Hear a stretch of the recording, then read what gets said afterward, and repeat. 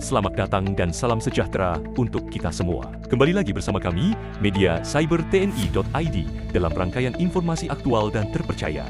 Sengketa lahan desa Warudur puluhan tahun tak kunjung usai. Tanah dijual orang tak berhak, BPN terancam digugat.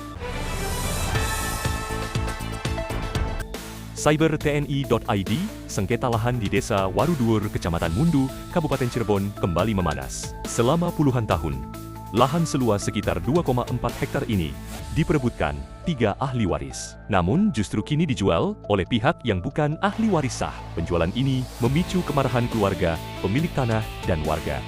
Adapun 3 pihak yang mengklaim sebagai ahli waris sah, yaitu Yuda, ahli waris dari almarhum Amiruddin bin Abdurrahman Kaina, ahli waris Timu bin Amiruddin bin Kartifan, Wasto Syamsuri, dan keluarga. Namun, muncul individu lain yang mengaku sebagai ahli waris dan diduga telah menjual tanah tersebut kepada pihak ketiga. Dana sekitar 300 juta rupiah disebut telah berpindah tangan dengan alasan untuk membayar tunggakan PBB selama 5 tahun. Fakta mengejutkan terungkap. Tim cybertni.id mengonfirmasi bahwa kantor notaris yang digunakan pihak Timu membenarkan adanya transaksi dengan pembeli misterius Mr. X. Dana ratusan juta rupiah diserahkan kepada Budi, penerima kuasa dari pihak yang mengklaim sebagai ahli waris Amiruddin bin Kartifan, dan disebut disetorkan ke Bank BJB untuk membayar pajak.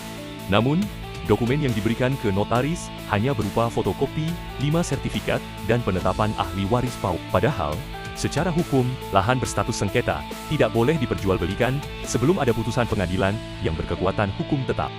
Yuda menyatakan bahwa dirinya memiliki sertifikat sah atas nama ayahnya, serta dokumen waris lengkap. Kuasa hukum Wasto Syamsuri juga menegaskan pihaknya telah menggugat BPN Cirebon karena adanya kejanggalan transaksi tanah yang terjadi dalam waktu yang sangat singkat. APH dan BPN diduga lalai. Publik mendesak aparat penegak hukum dan BPN untuk segera menyelidiki siapa yang sebenarnya menjual tanah, kemana aliran dana 300 juta rupiah. Mengapa BPN tidak mencatat status sengketa? Adakah oknum yang terlibat dalam transaksi ilegal? Kasus ini menunjukkan lemahnya pengawasan pertanahan. BPN, jangan tutup mata. Ini menyangkut hak rakyat kecil, ujar warga. Ancaman gugatan terhadap BPN. Para ahli waris berencana menggugat BPN Cirebon atas kelalaian administratif, tidak adanya blokir atas tanah sengketa, dan dugaan praktik mafia tanah.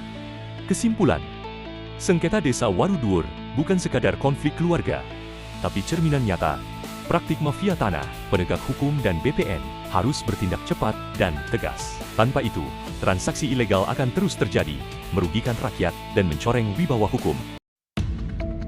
Demikian laporan yang dapat kami sampaikan. Kami mengucapkan terima kasih dan sampai jumpa di laporan berikutnya.